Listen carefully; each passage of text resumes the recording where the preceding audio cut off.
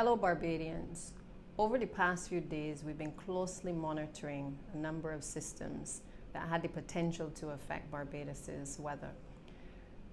At the moment, based on discussions with the Director of the Meteorological Services as well as the Disaster Emergency Services, while we're not at this point being impacted by a hurricane watch or a storm watch, what we are seeing is a number of very high gusty winds across the island.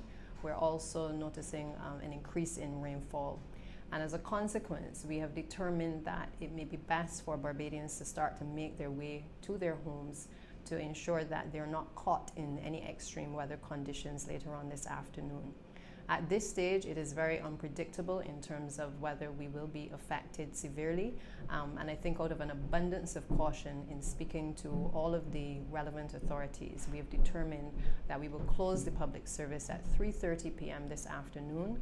I have already spoken to the head of the private sector, Mrs. Tricia Tanis, and alerted her as to the intention of the government to close the public service.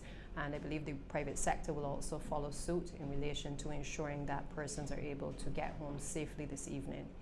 In relation to those who are using the public transportation system, we've also alerted the Transport Board that commuters who will be using this service, that they will have up until 6:30 p.m. this evening to be able to access public transportation.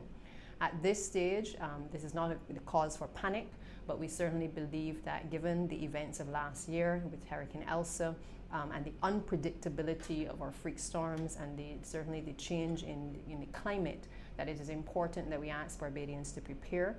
And out of an abundance of caution, we are asking you as well to be guided accordingly and to start to head towards your homes and just await further updates over the course of the next couple of hours.